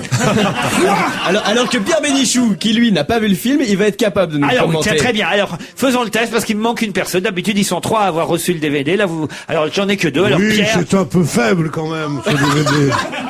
Parce que le titre laisse augurer de tellement de choses extraordinaires, La Science des Rêves. Est-ce qu'il y a de plus beau que La Science des Rêves? Le regretté Gérard Miller m'en parlait encore. Il m'a dit, sans La Science des Rêves, je n'aurais pas accumulé cette fortune. N'est-ce pas? Parce que le psychanalyste, c'est quoi, en fait? C'est quelqu'un qui vous fait raconter vos rêves. Et vous croyez qu'une fois que vous les lui avez racontés, il va vous dire, eh bien, voilà ce que ça veut dire, et voilà ce qu'il faut faire pour vivre heureux. Pas du tout. Il va ruiner la SACEM. D'un regard, il vous signifie, démerde-toi. Voilà. Alors, La Science des Rêves, moi, je veux bien. Il y en a qui trouvent que Charlotte Gainsbourg est jolie. Il y en a aussi qui trouvent que le bottin du téléphone est un ouvrage pornographique. Mais enfin, chacun fait ce qu'il veut. Je la trouve touchante, je la trouve délicieuse, je la trouve... Elle me pince le cœur. En plus, ça, j'aimais beaucoup son papa, qui est mort en 2 mars, le lendemain de mon anniversaire. Et que j'aimais beaucoup, que je l'ai vue petite, et je la trouve formidable. Mais qu'on me dise pas que c'est une jolie femme. C'est un crachat sur le visage de Rita Hayworth, ça. Ah, non, mais quand même... C'est tout ce que j'ai à dire, c'est tout. Et vous, comme spécialiste, enfin... Je veux pas être méchant. Bon, enfin, c'est quand même voilà, c'est bon. Non, on peut pas dire que c'est un beau brin de fille, ni Il y a un bon garçon, si vous voulez, Gaël Garcia Bernal. Moi, je m'en fous, je le laisse. Et bon, et voilà. Ah, on veut être bas, je le serai aussi. C'est absurde. Le DVD s'appelle donc La Science des rêves. La Science des rêves. Je pense qu'on a fait une bonne pub.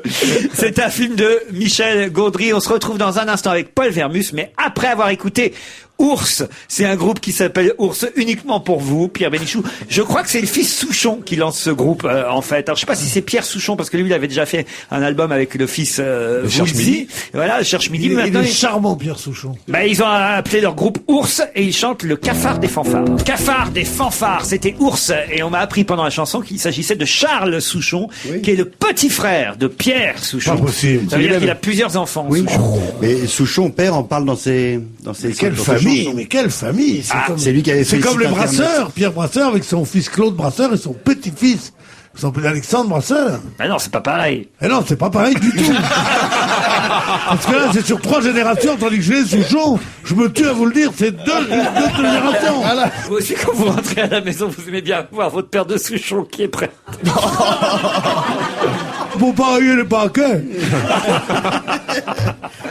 Monsieur Verbus, bonjour. Salut, monsieur Laurent. Aujourd'hui, vous avez enquêté justement sur Loïc Pillois ou Pillois, d'ailleurs, comment dit-on? On dit Pillois. Pillois, un des 2 rescapés de cette forêt guyanaise dont on parle depuis le début de cette émission, parce que c'est vrai que le fait de monnayer à 1000 € l'heure ces interviews, ça fait jaser. Est-ce que vous avez essayé de l'interviewer? Eh bien, écoutez, j'ai eu au téléphone pas plus tard qu'à 5 minutes. Alors, je vais vous raconter l'histoire d'abord. Racontez, ça nous intéresse. L'histoire dans l'ordre. J'appelle d'abord le père, Philippe Pillois, qui habite Bordeaux, hein. C'est le père de Loïc. Alors lui, c'est un personnage extrêmement désagréable, qui veut plus entendre parler de cette affaire.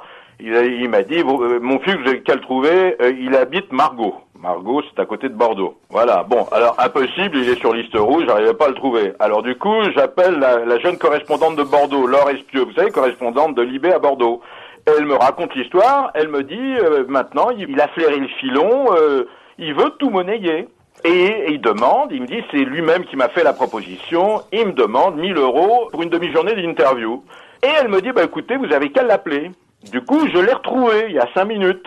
Et il me dit, il n'est pas question une seule seconde de faire monnayer quoi que ce soit. Alors c'est à chacun sa vérité, comme dirait Pirandello. Je ne sais pas où elle est cette vérité. Je pense qu'il a dû Libération depuis ce matin. Alors moi je l'ai eu, il était dans son... Et vous savez, c'est un garçon qui est paysagiste. Il est retrouvé chez lui, il est retourné chez lui à Margaux. Il a une petite société d'espace vert. Il était en train de tailler ses rosiers. Et il me dit, j'ai jamais demandé un sou. Alors bon, moi j'ai quand même été encore un peu plus loin. La correspondante me dit que lui demande l'argent, lui me dit je ne demande pas un sou. En tous les cas, une chose est sûre, c'est qu'il y a 3 éditeurs qui sont en train de courir après lui et qui veulent l'exclusivité de ces 52 jours en Guyane. Et moi je sais que les éditeurs, en revanche, ont proposé 50 000 € d'avance et un contrat tout à fait intéressant à 10 et 12%, ce qui est pas mal. Et on dit même, et je vais plus loin, vous voyez que je travaillais pour vous, Laurent, hein. Ah oui, je vois ça. Wow. Et on dit même qu'Hollywood a entendu parler de cette affaire et qu'ils envisageraient d'adapter cette histoire à l'écran, ce petit carnet de bord de 52 jours.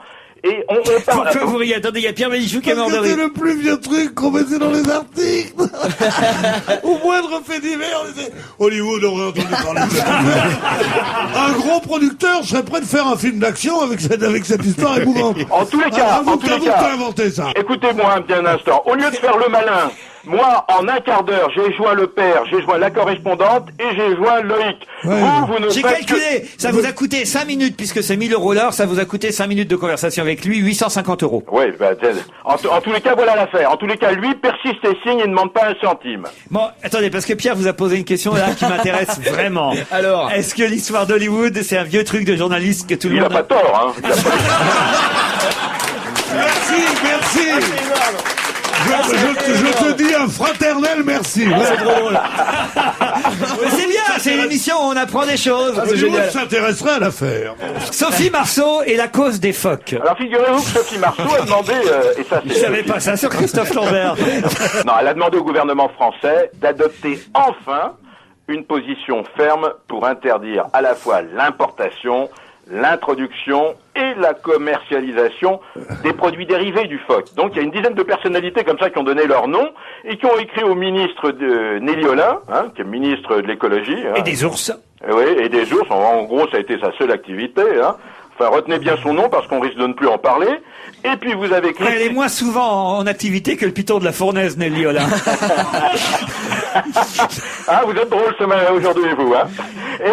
Et Christine Lagarde, qui est ministre du Commerce extérieur.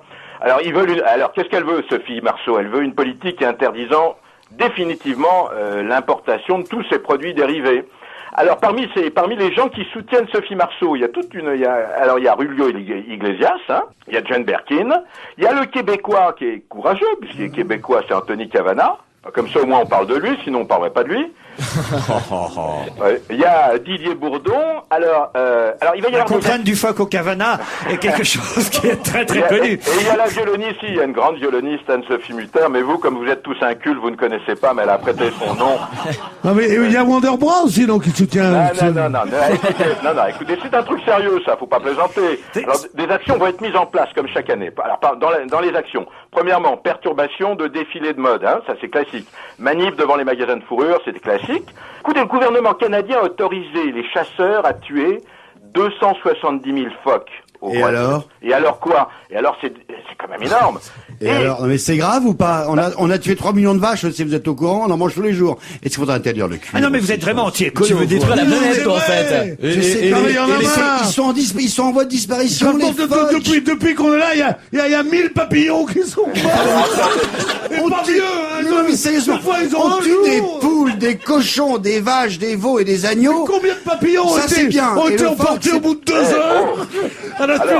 À la suite d'une longue maladie, un papillon est mort au bout de 8 heures. Bon, alors je peux vous dire que... Il prépare un film à Hollywood là-dessus. On est intéressé par Il y a Tom Hanks qui jouera le rôle d'un papillon. Paul, c'est qu'on a une petite surprise pour vous. C'est Jérémy Michalak qui voudrait vous faire une petite surprise. Alors non, mais c'est pas exactement moi. En fait, je pensais qu'on reviendrait pas dessus, mais peut-être que ça ne vous a pas échappé dans la presse le week-end dernier. Il y a Paul Vermus qui était interviewé dans le Parisien pour démentir auprès des lecteurs. J'ai sa déclaration. Alors, je cite Paul Vermus: je ne suis pas homosexuel, que les choses soient claires. Parce que c'est vrai qu'on a tendance à taquiner régulièrement Paul là-dessus. Alors Paul, nous ça nous dérange pas que tu préfères les garçons. Je veux dire, c'est pas. Non mais écoutez, vous commencez à me prendre la tête avec cette affaire. C'est pas la tête qu'on veut, c'est pas la tête. Non mais vous devenez complètement fou, à colporter des trucs complètement erronés. Non, vraiment là, c'est pas grave, Jacqueline. Et ce qu'on veut dire, c'est que nous ça nous dérange pas et nous on veut bien te croire quand tu dis que t'es pas homosexuel. Malheureusement, on a reçu par mail un petit fichier audio que nous a envoyé une auditrice qui s'appelle Stéphanie, qui nous a envoyé ça de Perpignan. Elle a entendu ça à la radio. C'est une publicité pour une discothèque que visiblement tu connais plutôt pas mal. Le Chunga Discothèque présente le Paul Vermus Fist Fucking Tour. Tu as le cuisseau bien ferme et le fessier rebondi. Viens participer à ce show très chaud, unique dans ta région, animé par la plus coquine des créatures, Paul Vermus. Au programme, des ambiances sonores pour 2 performances live. Live, on dit live. 2 performances live. À l'étage, retrouvez DJ Malofesse. Musique New Wave pour démo SM, initiation au bondage et piercing à gogo. Aïe. À la cave, MC Sauteuse mettra le feu avec un concours de slip mouillé, accompagné de danseurs au corps sointant l'huile d'arachide et le pili-pili. Et à 5h du matin, événement bonus sur la scène principale du Chunga Discothèque, Paul Vermus en nu intégral dans un show lesbien très très hot. Puis oui, va te faire durcir les tétons et saliver de désir, canaillou. Au Chunga Discothèque, boisson gratuite pour les hommes et pour les femmes à barbe. Paul Vermus, Fist Fucking Tour, ça va être dur de rentrer.